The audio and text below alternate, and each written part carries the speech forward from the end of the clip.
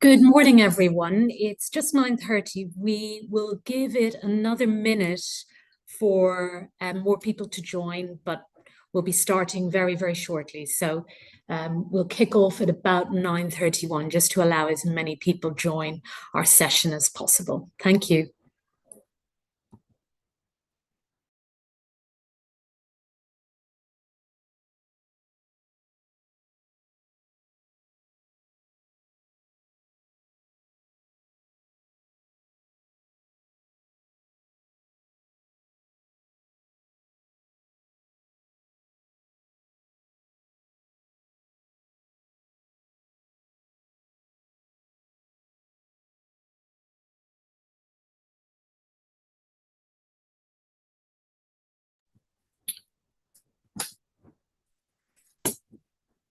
So, good morning and welcome everyone to this next Morgan Hunt webinar. Our theme today is empowering change and building resilience during restructuring. My name is Claire Canary and I'm a board director at Morgan Hunt, and I also lead on diversity and inclusion. For those of you who don't know us, Morgan Hunt is an award-winning specialist recruitment business. We've been established 30 years ago, and we've got offices in Glasgow, Manchester, Birmingham, and London. We'll be discussing restructuring, redundancy, and business change today, and how to foster resilience across your whole organisation during the process. And for those who are going through the process, navigating this type of change, as it is can be a very challenging time. I am really delighted to be joined this morning by two real experts in their field. Welcome, first of all, to Mandy Withers. Mandy is an independent HR consultant who works with a diverse range of organisations in collaboration with those internal teams. She partners closely to identify key pain points and to implement strategies for positive change. Mandy has also built a community of other HR professionals called Talk HR Club and Community for peers to engage, learn and grow together. And welcome also to Suzanne Penny, who is a people and development and outplacement consultant. Suzanne has over 20 years experience in learning and development, coaching and recruitment. She's worked in in-house training teams in both the public and private sector. So I know they'll both bring a lot to our conversation this morning. Before we kick off, just a quick comment about the kind of format of our session, just so everyone's aware. It'll take an hour, so we'll be here till 10:30. Our discussion will take about 40 to 45 minutes, but I will aim to leave 10 to 15 minutes at the end for your questions. So please use the chat function to post any questions you may have at any point over the course of our discussion. We will see them all, and we will endeavour to answer as many as possible, time allowing. So to kick off our conversation this morning, Mandy, if I can come to you first off. From the perspective of HR, what specific planning by the leadership of a business needs to go into preparing for a restructure or a redundancy process? This, for me, Claire, is crucial. And I think a lot of leadership teams sometimes rush into a restructure and maybe not have thought it all the way through. So first of all, they need to understand what's the organizational goals and aims, and really actually spend time doing that. And that process, I facilitate a lot with leaders. There's quite interesting what can come out of that.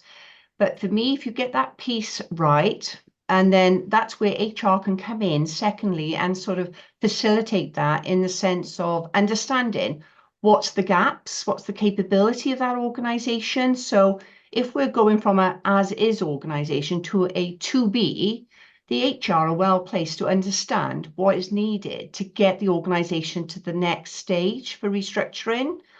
And I guess the next stage really then is for HR to really collaborate with that leadership team. You're an equal partner around that table. And I know for many people on the call today, they may sometimes feel a little bit rushed to actually plan that properly. And I've seen organizations rush it and get it wrong. Sometimes using somebody from outside, they will listen a little bit more than the internal HR. So it's a really important understanding of what it is we're trying to do. Are we trying to improve efficiencies? Are we trying to be more competitive? Are there outside influences that are actually dictating that we need to make some changes? So that planning stage, don't underestimate it. There used to be a joke when I was in industry, when I was in corporate life, every time I went on holidays, there was a restructure when I got back. And actually, there were times when that did happen, but the planning was always crucial and the transition was much smoother because of the planning. I hope that Great. helps Yeah, people. no, thank you, Mandy. And just to clarify, because I've used the term restructure and redundancy. So in your opinion, the planning for one, is that very much different to the other, or would it be very similar for a restructure or redundancy process? It's very similar, but I think the redundancy is like a subset of the restructuring. So that comes with some added dimensions, particularly from a legal context. So you need to make sure that you are compliant, because when you undertake a redundancy, there are loopholes that you could fall into, not intentionally, but if you don't follow the sort of due process, then you can find yourself in hot water. So that legal compliance is essential. And if you've got legal counsel or you've got somebody that's done this so many times, then that would be my advice, to be mindful of the legal compliance. Great. Thank you, Mandy. And Suzanne, if I can come to you from your kind of outsourcing hat and your perspective on this, what, from your perspective, supporting organizations and individuals through, what's an ideal process in terms of communication to a workforce who are facing restructure and then potentially redundancy? I mean, one of the absolute key things is the communication, and really being open, authentic, and honest in that communication. People need to understand, in order to get behind it, they need to understand why it's happening. And as Mandy said, you've got the organisation now and then its future desired state. So why is this happening? And we all know there's been so much change in the world of work. And we know that change takes place, and that could be change in customer demands. It could be technological changes. It could be the need for structural changes due to cost cutting, due to prices increasing. So there's various different, from technology to financial to economic, to all of these different, things that impact change. So it's really key for people to understand why it's needed and why it's happening. And then to be thinking about how this change is going to be communicated to bring people on board. And that usually starts with the leadership team. So the leaders really having some support around communicating that message and considering a communication plan so that things aren't missed. And I know, Mandy, when you and I have spoken before, we've also got to think about the communication for people who may be on leave, who may not be in the organisation right now, who may be on maternity leave, etc., sick leave. So it's really thinking about, where they are now and where they want to be. And also with that communication, think about, almost preempt the objections that you're going to get. What are the barriers going to be, and how can you position those and think about those? And then from that communication, ensure that it's a consistent, authentic message. That's really, really important. And that could be, that could also mean little things like FAQs, and having some standard FAQs that people can have a look at after. Great, thank you, Suzanne. And kind of following on to that, from your perspective, what common mistakes then do you see organizations or company making when they communicate with staff at these initial stages? I think we've seen various in the news, but from the MD or the CEO not really getting involved in that message, from there being no human angle and compassion with that message. I know that there's a couple of people joining on this webinar today who, when it was a redundancy situation for them, they had a video message, and things like that, where there was just no, you know, human element or really explaining that why behind it as well. So I think from my point of view, that side, and the other bit I often see in a mistake around it, if you want to say, is where leaders assume, well, this is how it's got to be, so everyone's got to get on the bus. And obviously not everybody wants to just get on that bus just like that. When change takes place, there's such a lot of emotions that people endure and experience. And it's really thinking about how to get those people on board. And if there are redundancies due to that restructure, then process around that. Yeah, that's a good point, really, on the kind of non-human empathy piece. And maybe both of you, but Mandy, maybe you first. You know, we've seen a lot of high-profile, probably tech organizations in particular, maybe American headquarters, sorry, you know, will roll out that kind of, here's a video message, or here, all join this call, and you're all going to hear whether you're losing your job or not. And so what advice, you know, can you give, you know, HR professionals who might be working in that kind of situation, and therefore, you know, this is being told to them by on high, perhaps from, you know, headquarters in America, and that's how they do it, and they have a very different approach. So you've got to go with that, but you know, how do you deal with that as a HR professional? Yeah, I've experienced that myself in corporate life, and I had a experience of a company closed, shut down, and the organization wanted to go live on the Friday, and I had the news on the Thursday, and I was like, no, we're not breaking this news on a Friday. How can I support them as HR? And I literally said, look, give me one more day. We go live on Monday so I can prep the communication. And Suzanne gave a golden nugget there, because she said about anticipating the barriers, the hurdles. I knew my people really well. We were a large organization, but when it's coming from high, sometimes you have to hold your ground in HR. And if you've got a reasonable, rational case, they will listen. But I think sometimes we think, well, we're just the implementer, we have to deliver the process. And in that, we forget about that HR individual. So it's down to you to actually say, I'm here, I need to ensure this is done in the right way. And some of the mistakes on communications I've seen, they've left it sometimes too long. So sometimes the rumors are going like wild anyway. People kind of think there's something going on. They see different behaviors. When I was called to make the announcement, I had to jump on a plane and book it privately to go to Holland and not tell anybody. And that's, you know, and not being transparent. So like Suzanne said, you know, it needs to be very authentic, and it's just reasoning with leaders, because the decision in that case was made. It was like, we have to close down. There's no other way forward. So it was then about, how do we handle this in such a way that those people feel taken care of? And they're all individuals going through change. For some, it's kind of, they'll go through the curve at different stages. For some, they'll get there quicker. And like Suzanne mentioned, there'll be some that will need more support. Yeah, so I've seen it with I've seen it with the redundancy situations as well, whereby people, when we go in delivering the outplacement, some people will just say, oh, it's been so last minute and it's just been a complete mess. There's been no communication. And then others will say, oh, it's been so long and drawn out, and we've known about this for ages, and our motivation and productivity is just, we just want to be out of here now. It's been really drawn out. So it's a piece to get the timing of the communication right. Yeah, sounds like it's either one extreme or the other a lot of the time. Okay, but yeah.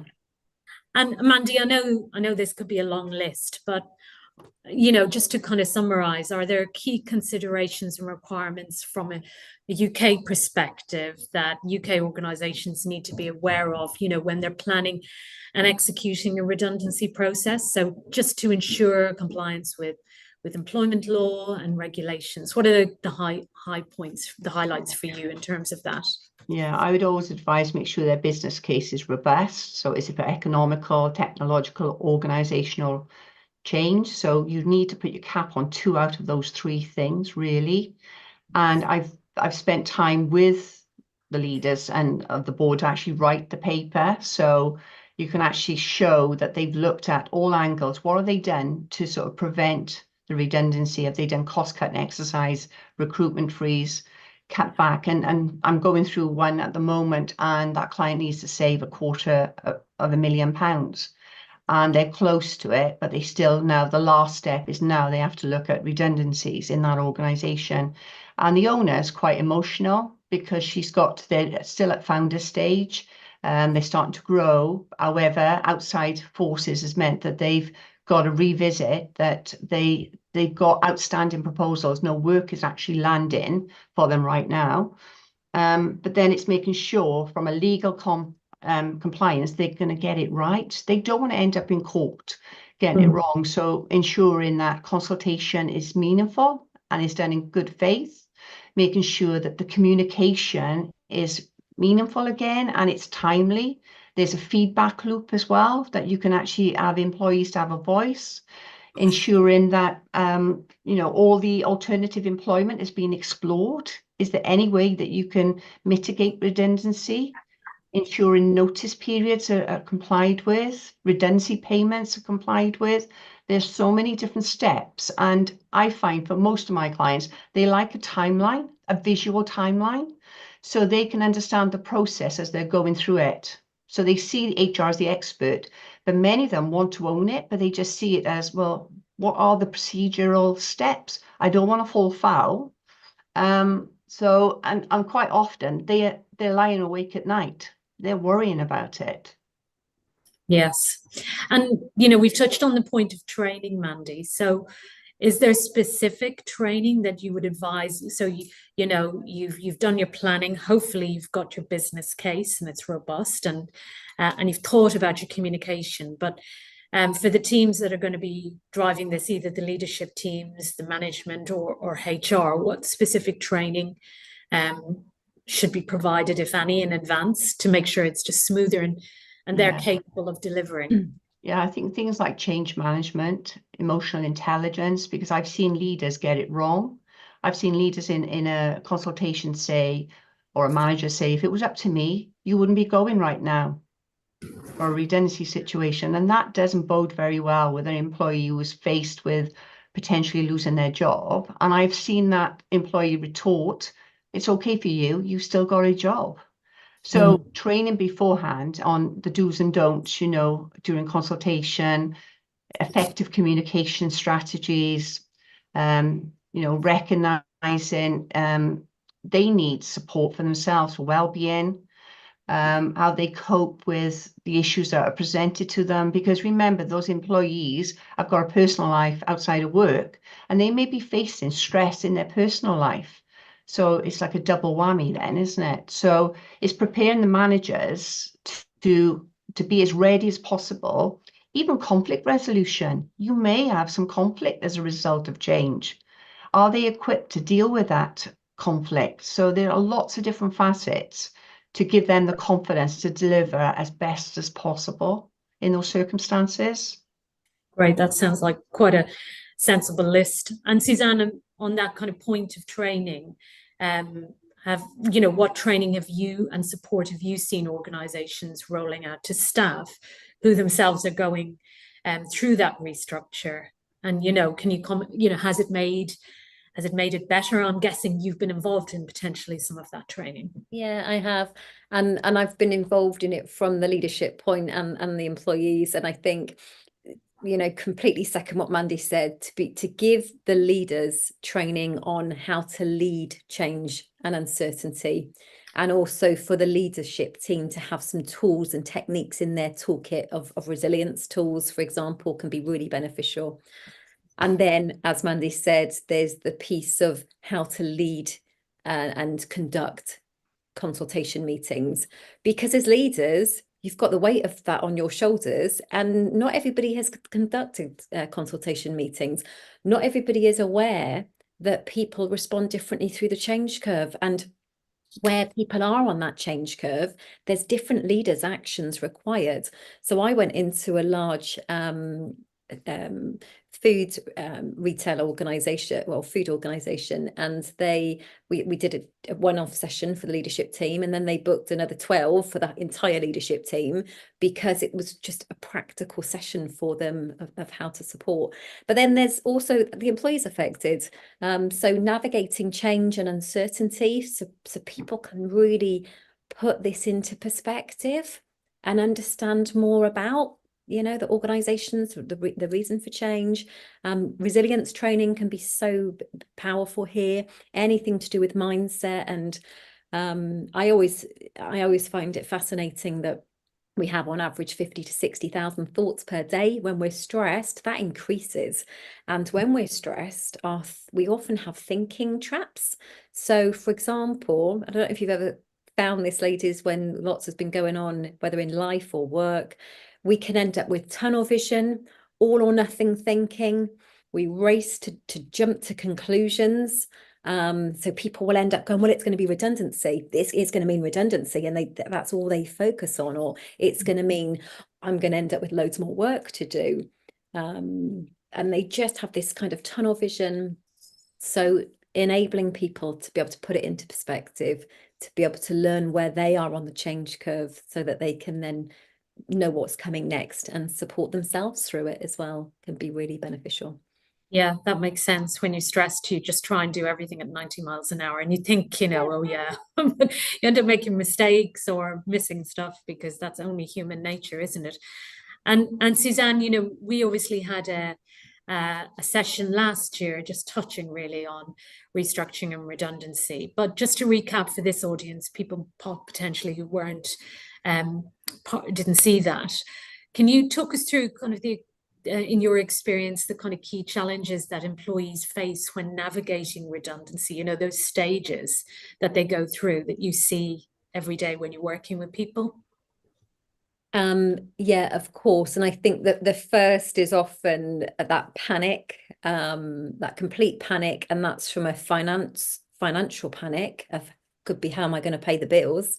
When am I going to get another job? What am I going to get as another job? Am I ever going to get another job? All of that tends to happen. I think that panic, that self-doubt comes in. Blame can come in, blame the organization, blame other people. And then sometimes it's blame themselves. They can start to blame themselves.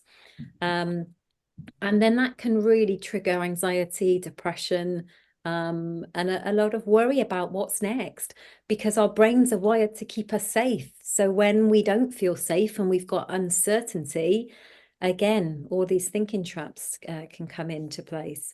So, and I think, and then people end up almost accepting, but there's this still, well, what am I going to do? Am I going to be good enough? And then there's that prospect of an interview that I haven't had for 20 years, or I'm going to have to sell myself, or I don't have a CV. There's all those little steps as well.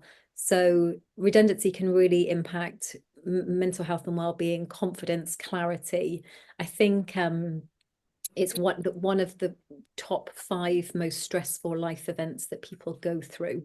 And what we have to remember, and Mandy, you said this, when people are going through change at work, they could also be going through change at home. There could be things at home that maybe the organization doesn't know about or does know about. And I know on webinars, I've said before, when I lost a job suddenly, I was also going through a huge thing at home. So it was double on that change curve, double emotions. And yeah. Yeah, of course. Well, it's life, isn't it? There's always life Yeah. going behind. So, and Mandy, you mentioned it, you know, some business leaders you've come across who can't sleep at night because, you know, they're finding it emotionally challenging because they don't want to be, you know, I know very few people who want to be having those kind of consultation conversations and letting people go. So, you know, could you talk about the kind of worry, stress as part of that consultation process, you know, that perhaps even HR leaders or leadership go through as well? Yeah, I think from the consultation, I'm doing it at the moment with the organisation, and some of the leaders have asked me to help script because they want to go in prepared. They don't want to say the wrong thing. So I often emphasize the script is okay, but you don't want to be reading off a script with an individual, because the individual will want it personalized. So consultation should be personalized. And but it just gives them the preparation time and confidence. If they've never done it before, they're like, right, okay, I know. So I will coach them through that process. And often, I've had some great business leaders who say, I want to own this. In 30 years of running business, I've never had to do a major restructure. I had a company that one of their biggest orders went to India, and they had to do a restructure, and it did result in some redundancies. And when we looked at the books, he was like, I think I need to lose 10% of the workforce. And actually, you need to lose more, because there's nothing worse than having to do this more than once. If you're going to do it once. And let's look how we can save jobs. And he said, oh, you've put a totally different spin on this. And I trained him to the point that, they've done it since, and they do it robustly, really well. And the communication is transparent. I'm confident they can deliver without me. They tend to use me for sticky issues now. But they own it, and the credibility and the trust that they've got from the workforce. So it's almost, if something's happening, those town halls that they hold, they trust that MD. They know it's a difficult decision, but they own it. Yeah.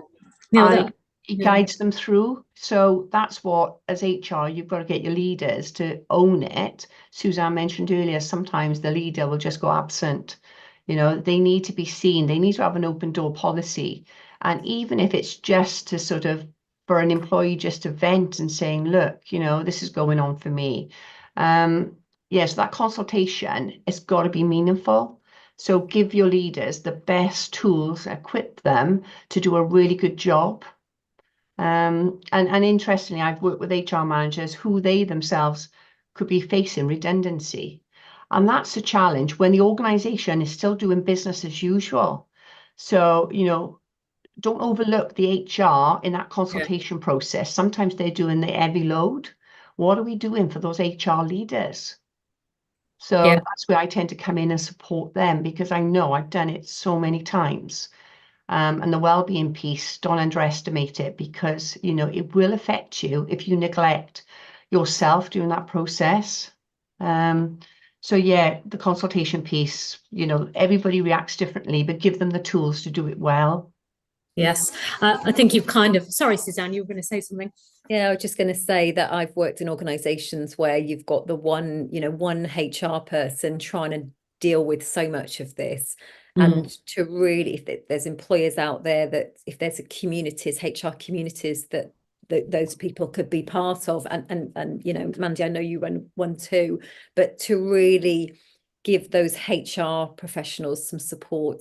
And I was in an organization where I was the UK, the HR recruitment training, and I knew some of the stuff going on, and it felt really, really heavy, really heavy.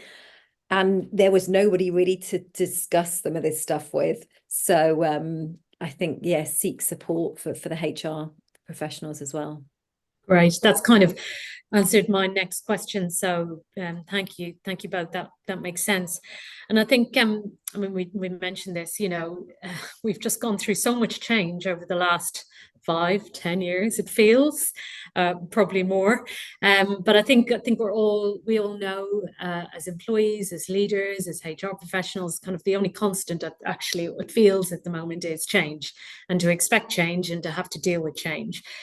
So how do you get that resilience? Because, and I'm thinking particularly, Mandy, around for HR teams, and joining groups and having other people you can vent to and probably share your issues with. But HR teams in particular, they may be coping with ongoing waves of change, restructuring. So it's how do you help them manage their resilience and help them to operate efficiently? Because I think you touched on, perhaps sometimes the business as usual stuff will get lost because they're so engrossed in maybe a restructure.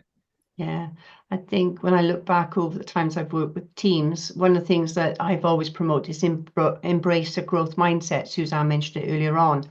but your self-care is paramount. It is about getting that regular sleep, because sleep is the panacea for lots of things for general well-being.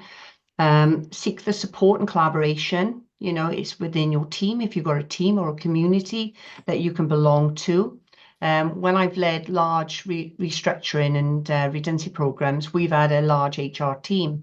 And we've always done that sort of at the end of the day, when you've seen 14 people back to back and you've tailored the consultation for each one, it can be draining. I often say it's like the thin edge of the wedge for HR professionals when it comes to doing some of this work. But we would have a downtime where we would share, and there was a little joke. We'd have French fancies as cakes. We ate a lot of cakes and drank a lot of coffee, but we had that place where we could like sort of vent or actually say, I've got a particular situation, I need more help with this situation. Looking at coping strategies. What coping strategies do you need? Always maintaining the clear communication channels for yourselves. And actually just listening, because I think for most professionals, when you do the planning, you think you'll go step by step. However, things happen. You've got to be flexible. You've got to be agile. You've got to be realistic about expectations.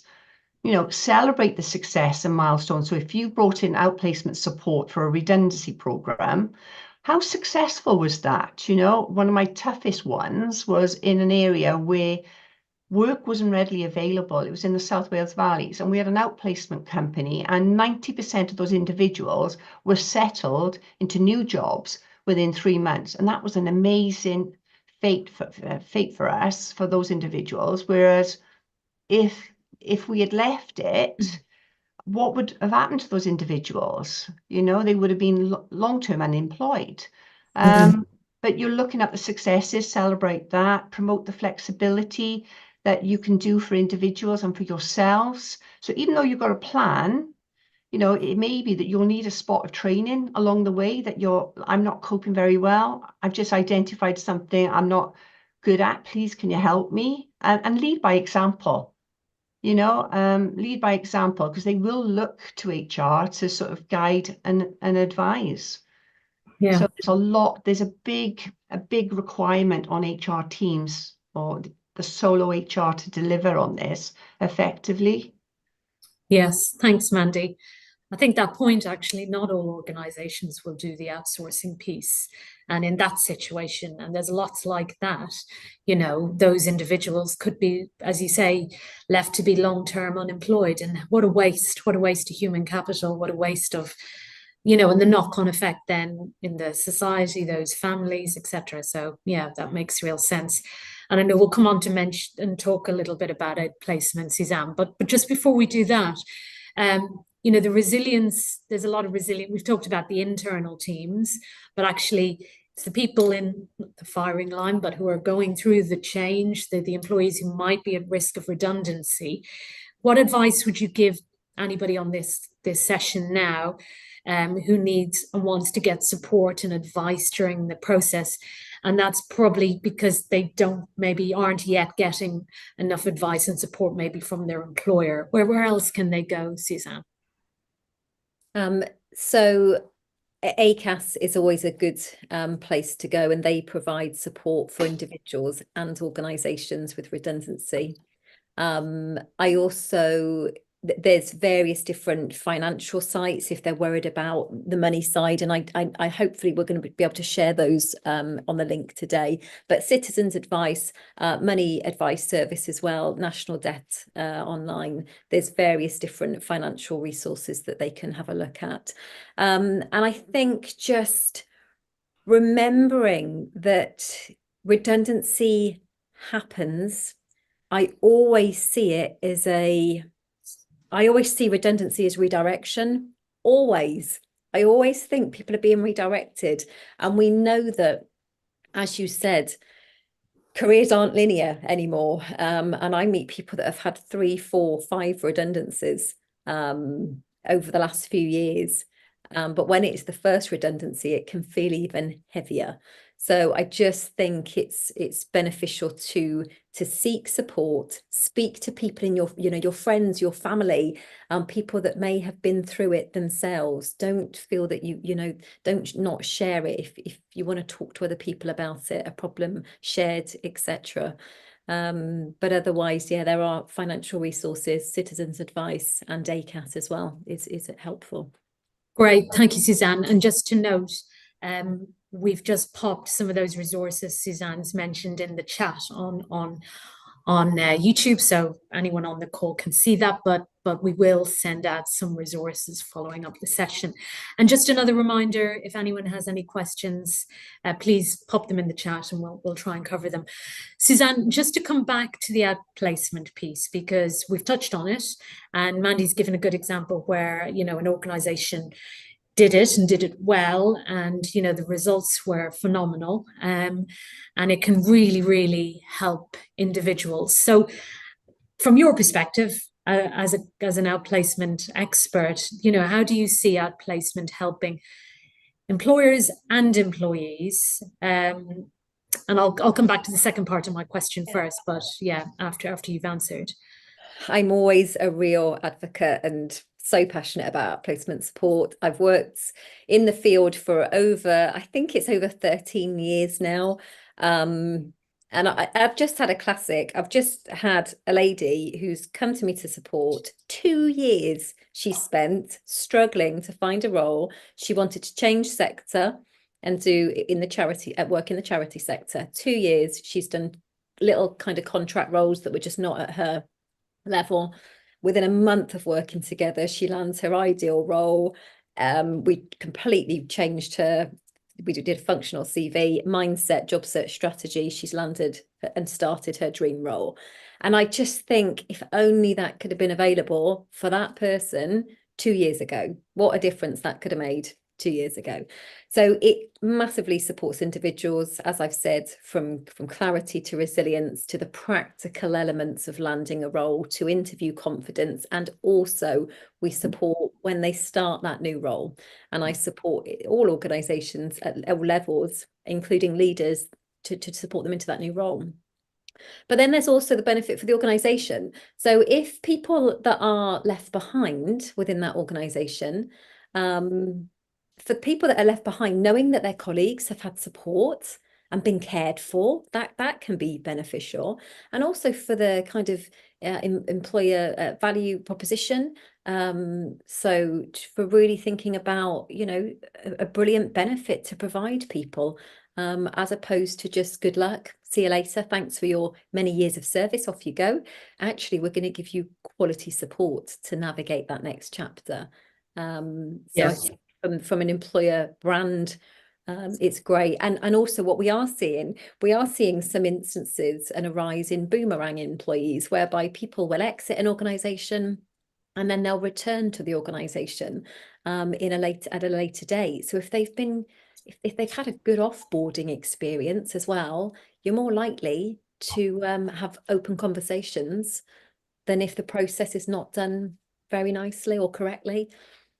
Definitely. And I think you've touched on it, but that employer brand, but the brand reputation of not doing it well, and no matter what size of an organization or business we're talking about, can be so damaging that you won't get boomerang employees, and in fact you'll put off other potential employees. And we're talking about change and restructuring redundancies, but we're still working in a market that has massive skill shortages and high employment rates by historical standards. So I think that's really important for employers to think about, that reputation. Can I also mention, and I don't know whether it will fit in any questions, but I just want to really make an important point as well, because we haven't covered this yet. To employers out there, please don't forget the neurodivergent employees that you have, because transitions for neurodivergent employees can be even more challenging. And there are also, for example, when we said about resources that people can go to for support. And I'm saying this as a 40-something-year-old woman that's had an ADHD diagnosis this year. There's places like ADHD Direct that have webinars specific for transitions for ADHD. So we know that, you know, if we've got employees with autism, ADHD, those transitions can be more challenging, and there could be access to work support for ADHD coaching and neurodiverse coaching. So I just want to mention that because it's a really important point for employers on this webinar today. Very Can I just much. add something to that as well, Claire? Because Suzanne made a really important point, and one of the things in consultation is to ask people what support they need, if any, that the company's not aware of. I asked that question. I asked it yesterday, and in fact, the individual said, "I've got this situation. My employer doesn't know," and it could be just that. But yeah, it's for HR and leaders to ask questions. What support do you need? And it may be they've kept it secret for a long time. So now's the opportunity to ask, because then you can actually support them and accommodate it. But in March, there is a neurodiversity week celebration. I think it's the 3rd week of March. And only this morning, funny enough, Suzanne, you must be, I promoted some free events all week. There's events about neurodiversity. So any HR individuals interested, check it out. You could just find it on my LinkedIn profile, but by some experts that are giving some advice. So as HR, you've got to continually, and as leaders, be on top of all the sort of diverse elements of people in the workplace. It's so important. Definitely. And what we've also got to remember is some of your employees won't know that they're neurodivergent. No. So when I was going through, and I had within a year, if you've been on webinars with me before, within a year, I had job loss, divorce, bereavement, and it really just impacted my well-being. But I didn't realize at that point that I was also had neurodiversity to understand. And only now I look back and think, gosh, if only I'd known, I'd have been so much kinder to myself, but I didn't know. And not everybody will know that. So some employees will know and will be able to tell you what support they need, and others won't yet know that. So at any touch points that you can have, and even things like employee forums, which could be open, safe spaces for employees, wellbeing initiatives should always come into restructuring and redundancies, thinking about that wellbeing piece. But I think it's just an important point for us to make. Definitely. And Mandy, you know, you've obviously had experience, or lots of experience working with employers. What do you see in terms of, you know, those remaining employees and during the transition, and how do organizations deal with them feeling an element of survivor's guilt because they haven't gone, but their colleagues, probably friends, have? How do organizations deal with that? Sometimes organisations haven't thought about survivors' guilt. We've done our exercise, we've moved on. However, for those that are recognising that, you know, they've lost their colleagues who used to do that particular job and they need to reorganise how those functions are carried out, some of the clients I've got are really good in terms of giving them sort of bite-sized training, development, celebrating successes, and actually focusing on that sort of continuous learning environment for them, because change is inevitable. And, you know, I've seen questions asked from the team, is this it? Is this the last change? And MDs have been that open and said, I can't guarantee that you've got a job for life anymore, and change is inevitable, but I will promise you that I will continue to communicate, listen, and support you during that process. So it's listening to the workforce, and they'll often come up with ideas themselves as well. So interestingly, you know, I've seen, you know, when people are leaving and there's, say, it's a redundancy exercise, they've gone out and had a party. They've asked and come forward and said, we want a party. They want to go out with their colleagues and say, it's goodbye, but we remain in touch. So it's really listening to what does the workforce want. Survivors then feeling, well, I was part of that and I'll remain in touch with that. It's like a sense of bereavement, isn't it? When you're losing colleagues that you've worked with for many years in a redundancy situation. Yes, definitely. And kind of alongside that then, and I think Suzanne touched on it and you probably did as well, Mandy, can you give us any examples of successful employee wellbeing initiatives that have been implemented either during restructuring or maybe, after, that really have actually proved successful? Yeah, I've seen, so particularly in large scale restructuring redundancies, where a group is set up, like an employee resource group. And I've got clients that are quite innovative. They've got online platforms and they put resources in there and directed people to things like Calm, different apps for mindfulness. And literally, again, listening to what they want and signposting them and making it available. I've seen some organizations do a bit of a benchmark. So they will do a sort of an employee sort of survey, and then they will test again after the event and look at that feedback, what's coming from that. Because it's not just during the change, it's after as well. So Yeah. sometimes it stays with people for a long time. And I know during sort of COVID, for example, organizations kind of brought their people together. They went through furlough, they come back together. And then there were impacts where they had to do restructuring, and some employees still talk about it, even though it was last year. It still remains with them Yes. because they haven't actually still accepted the change. But in one particular organisation, they've actually altered the flexible working, and they have an early finish on a Friday. So the organisation are part of those decisions that company is making going forward, and they will continue to be. So it's embracing the employees in that change. They're part of it. It's not something that should be just done to them. Done to them, but they're with them. Yeah, With that them, makes sense. yeah. Yeah. And Suzanne, I mean, you've touched on the neurodiversity element, and you're right, there's lots of things that people are dealing with or, challenges they have personally that they don't always let their employer know.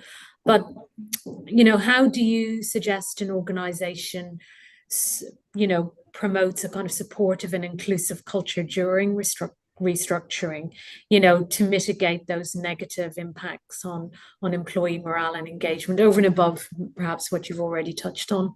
Yeah, I think first point, it goes back to the communication of the change and the why, and frequent communications and touch points is really important. I think we've said about recognizing successes and achievements, and an organization that said to me only last week that's had a restructure, we're just celebrating all the wins, the teeny weeny wins, the big wins, we're just celebrating them all right now to really bring that culture of collaboration. I think as well, thinking about training and development support. So we may see people in new roles during or following restructure, and conducting things like a skills gap analysis, because that person doing that new role may have more workload, more new things that they've got to do, and to be able to ensure that they are equipped is really useful. Something that and on that, I'm a real fan of bringing in psychometrics. So I've got accredited in DISC. I love DISC and insights and things like that, whereby you can understand the new team that is coming back together or forming, and the personalities and the strengths within that team. That's really good to have. But it's encourage employees to get involved and in collaboration, and that may be working with other people and departments within the organization. Yeah, thank you, Suzanne.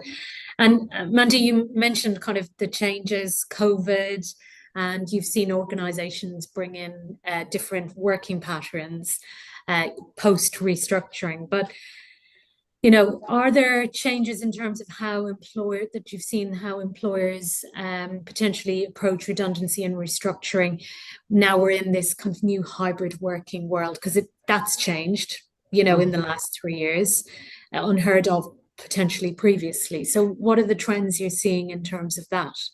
I think there's been more enhanced communication strategies because they're having to use different technology. Maybe they need, I did it yesterday, I was talking to somebody in Wrexham and the other person was down south. And, it's not my preferred choice, but we have to embrace the technology. Looking at sort of flexible working as well, emphasis on that. So when you do all of these things, I think there's always that thought at the beginning that it's about how things are done. People will always remember how things were done. And I think at the opening of this webinar, we talked about delivering a message over a video message. And there was a film, I think it was called Flying High with George Clooney. I saw it, He yeah. went round the world sacking everybody, Yeah. with no thought about that individual. So I think you almost got to prepare, visualize how you're going to be. I mean, I think very carefully about even what I wear, how I'm going to appear. It's all about the person. It's their meeting. But recognizing they're very isolated and lonely when they spend most of their time remote, or they're in the office one day a week. So you literally have to have that empathy and be in their shoes and think, but how would I like to be communicated for a restructure or a potential redundancy? So that thought process will pay dividends for when you're in it as a leader, to actually make sure that's as smooth as possible. They tell you so many things Yeah. that You you can mentioned then earlier, actually support them authentically with what they need as an individual. So the hybrid working piece, it's a big one, and that well-being piece on top of that as well. You've really got to cover it all. It's not just a process.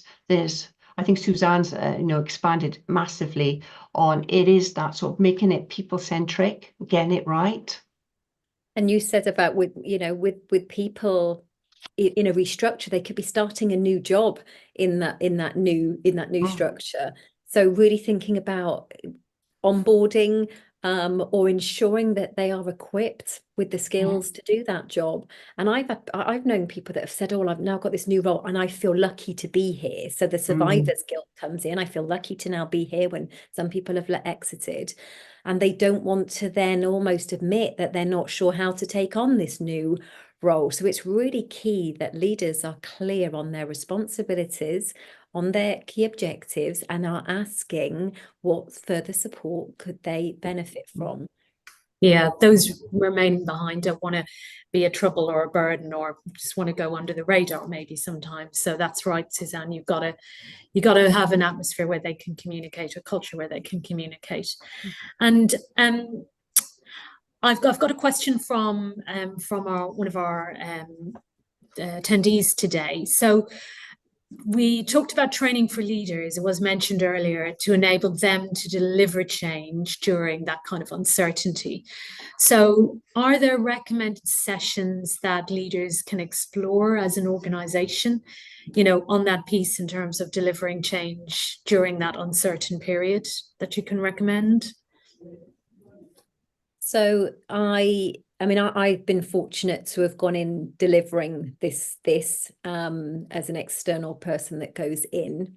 So I would think of it, let's think of external and let's think about internal as well. So from an external point of view, there are people such as Mandy, myself, who do go into organisations and we consult and we support and we run sessions on leading through change and uncertainty and resilience. So you could look at external support. I've also seen internal, and I was fortunate to work for a large, it was a large organisation. They were forward thinking and they had an internal coaching pool. Now, not everybody on here will have an internal coaching pool, but if any employers do have an internal coaching pool, what they also did with those coaches within the organisation, they equipped them with resilience sessions. They equipped them with how to, have some tools in their toolkit so that when there was this rollout, people could go to the internal coaching pool for support. So that was good. If you've got internal learning and development team that you can get some, consult with them and get some support ready. So when I was within organizations, we were ahead of it. We were thinking about, with these restructures, where could we support? So we would devise resilience sessions. We would devise navigating change and uncertainty. We could get in external providers to support with financial planning and things like that. I think we've even had the banks coming in talking about self-employment. So there are various different resources that people can go to. And can I add to that, Claire? The other thing as well, it's often overlooked. If you're doing, say, a redundancy exercise and it's large scale and you've got an employee forum, people often overlook the training for those people, those individuals, and that is crucial because they're caught up in the sort of employees feeding information to the forum, and then they're trying to translate the management message. And where I've seen it work really well is when they've been equipped with the training. And in one situation, we had an organisation that was closing down and moving their production to Cambridgeshire. The Cambridgeshire MD came down and, oh my God, their questions were amazing.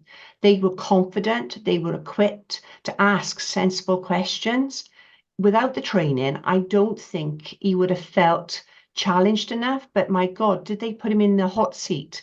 Because they were really passionate about this business and they were asking intelligent questions, but they knew exactly what was required of them in that scenario.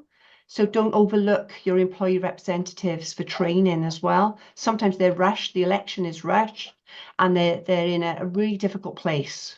Yeah. Yeah. And don't overlook HR and L&D as well. So when I delivered a how to conduct redundancy consultations training, an organisation wanted all of their HR team in it as well, so that they could refresh, recap, and that they could also be interactive and mention to managers, these are the scripts that we want you to use. These are the things that we've prepared for you. So it's all, you know, some organisations will think, well, HR can deal with that. Actually, HR may need to or want to be involved in that refreshers too. Yeah. So there's a lot out there. Yeah. Great. Well, I don't think there's any more questions from the floor. So we've covered a lot today, and I think that's kind of all we've got time for. I just want to say thank you to everyone who's joined our event, this Morgan Hunt event. Sorry, you know, if we haven't covered absolutely everything, but we are going to send on a recording and contact details from Mandy and Suzanne, so you can reach out to them directly. And we will also be sending out some further resources, so you may well find some of those things we've mentioned and signposts to some of the training and resources out there will be in that. So keep an eye out for that. They'll be coming over to you in the next 24 hours. But a massive thank you to Mandy and Suzanne for your time today and for sharing your great knowledge. Really appreciate it. Goodbye, everyone. Thanks again, and have a great rest of the day. Thank you, Claire.